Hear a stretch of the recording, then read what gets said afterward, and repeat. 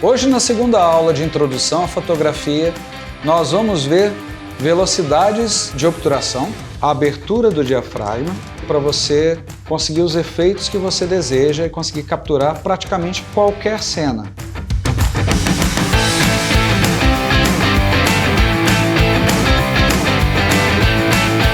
Se você chegou agora, pegou esse vídeo por acaso ou por indicação de alguém e não viu o primeiro vídeo, volta para o primeiro vídeo para você ver como nós chegamos até aqui, ok? Assim fica mais fácil a compreensão do que vamos abordar agora.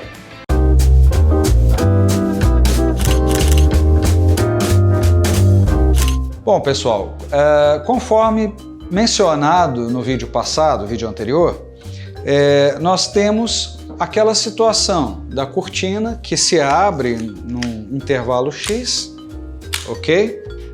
Então ela vai se abrir como era a ideia do dedo, tampando o orifício da câmera pinhole, né? A câmera de orifício, que, volto a frisar, teremos aqui uma aula básica de câmera pinhole, que é muito interessante também, principalmente para os professores, feiras de ciências e afins. Bom, vamos lá. Nós temos aqui esses tempos, ok? E eu vou começar por esses tempos, na verdade, e depois vou entrar nas aberturas de diafragma. Bom, esses tempos, quando eu vejo numa câmera antiga, uma câmera de filme analógica, eles eram mostrados como números inteiros, ok? Então, normalmente, eles vão dobrando. Então, eles começavam com 1, depois 2, 4, 8, 15, tá? 15 não é o dobro de 8, mas eles arredondaram dessa forma, fica melhor para o entendimento. 30, 60, 125 e assim sucessivamente. Tá, parecem números inteiros, mas não são, são frações de segundo. Então, quando eu falo 1, é 1 segundo mesmo. Quando eu falo 2, meio segundo, 4, 1/4 de segundo, e assim sucessivamente. Quanto maior o número, mais rápido, menor, na verdade, o intervalo entre o abrir e o fechar dessa cortina. Ou seja, mais rápido vai ser esse movimento.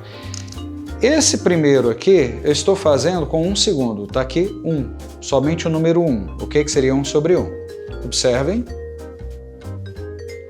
Agora, eu vou fazer aqui, aumentando bastante para 15, que seria 1/15 de segundo.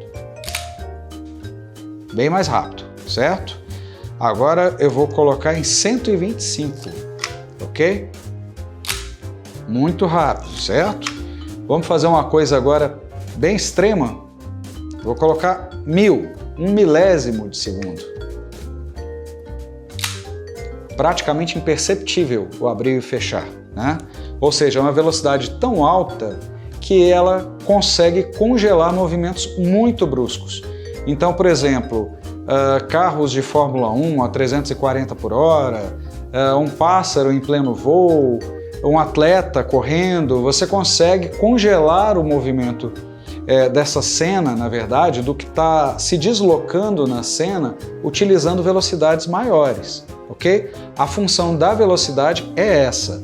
Se porventura eu for fotografar à noite, e aí eu preciso pegar luzes bem pouco intensas, na verdade, de baixa intensidade, aí eu monto a câmera sobre um tripé para eu não encostar nela, que o mínimo movimento pode causar um tremor grande na foto, nas luzes. Eu coloco uma velocidade bem lenta, vários segundos, se for o caso, 30 segundos, 15 segundos, aí demanda testes, né? E aí eu coloco ela para disparar. E aí ela consegue pegar, inclusive, as luzes das estrelas, lua, estrelas, afins. É bem interessante. Então, a função da velocidade é essa, captar a luz e congelar as cenas, se essa for a intenção do fotógrafo, ok?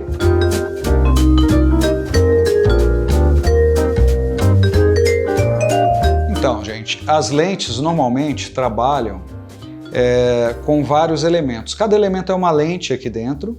As lentes trabalham em pares, tá? São paralelos, absolutamente paralelos. Se uma tiver meio deslocada em relação à outra, pode ser meio milímetro, causa desfoque nas bordas, tá? Então é um trabalho assim minucioso, é um processo, é uma engenharia fantástica, muito precisa.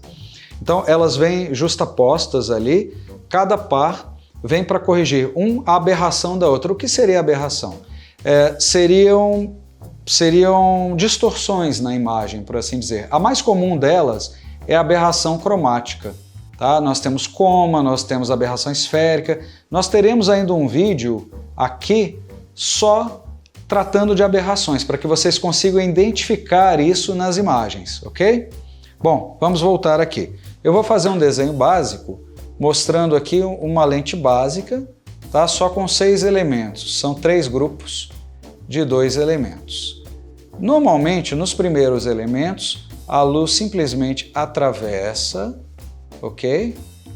Para chegar ao sensor da câmera.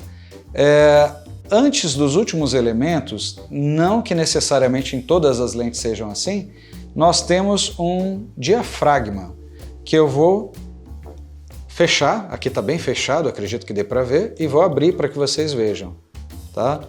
Para poder controlar a passagem da luz que atinge o filme ou o sensor. Com isso, eu consigo controlar essa luz. Se for luz demais que atingir o sensor, a foto vai ficar mal exposta, ou seja, ela tende a ficar um clarão, né?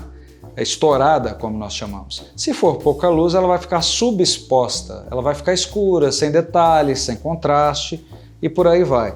Existe um equilíbrio que eu tenho que fazer entre as altas e baixas luzes. Eu tenho sempre que conseguir medir a luz. Na próxima aula, nós vamos falar sobre isso, sobre a medição da luz com o fotômetro da câmera, ok? Bom, diafragma, tá? Nós temos algumas marcações na lente, tá? Essas marcações de diafragma, alguns alunos chegam a nos perguntar: nossa, mas eu vou ter que decorar tudo isso? Não, você não tem que decorar. Toda lente que você pegar vai ter ali as aberturas menores e maiores. Quanto mais clara a lente, mais cara ela costuma ser. E é legal porque você consegue fazer fotos em condições de pouca luz. Condições assim bem adversas em relação à luz, uma foto de um espetáculo, sem usar flash. Como eu falei que nós temos algumas marcações aqui, eu vou falar das principais, tá? Era comum há 20, 30 anos que as câmeras viessem com uma lente fixa, ou seja, sem zoom. Ela só tem esse fator de aproximação. É o que eu olho aqui e pronto, o zoom são minhas pernas. Eu vou para frente ou vou para trás para poder chegar ali e fazer um enquadramento mais fechado ou mais aberto, tá? Então, elas vinham com uma escala, mostrando as aberturas, mostrando a distância em metros do que eu quero fotografar. Vamos às aberturas. As aberturas, elas são precedidas pela letra F.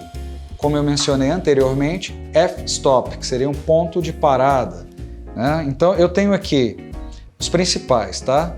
f1.4, que seria uma lente muito clara. Normalmente são 50 milímetros, algumas 85 e tal. Não se preocupe em entender também essa nomenclatura das lentes e milimetragem, por assim dizer, porque nós vamos abordar isso daí com bastante calma numa próxima aula. Bom, f1.4, depois nós temos f2, depois nós temos 2.8 e assim sucessivamente. Como que eu faço para decorar isso? É simples, pega os 2 primeiros diafragmas que costumam ter nas lentes fixas, que seriam 1.4 e 2, e vai multiplicando por 2. Então eu sei que eu tenho 1.4, eu tenho 2. 1.4 vezes 2 dá 2.8. 2 vezes 2 dá 4. Então 1.4, 2.8, 4, 2.8 vezes 2, 5.6. 5.6, 4 vezes 2, 8. 8, 5.6 vezes 2, daria aí 11.2, nós arredondamos para 11. E assim sucessivamente, assim fica fácil de gravar os principais diafragmas que nós temos nas lentes. É claro que nós temos aberturas intermediárias, por exemplo, entre 2 e 2.8 eu vou ter 2.5, né? As câmeras mais modernas, mais recentes, elas são divididas, eu tenho como controlar essa abertura de diafragma em terços de diafragma. Isso daí gera uma confusão muito grande com alunos intermediários, quando eles fazem uma foto e falam, ah, tá muito clara. E aí eu vou e falo, olha, aí experimenta fechar um ponto de diafragma. Aí ele vai lá e dá um clique, fecha, por exemplo, de 3,5 para 4. Ele fala, poxa, quase não mudou nada. Sim, porque ele não fechou um ponto, ele fechou 1/3. Então, cada 3 cliques são um ponto, ok?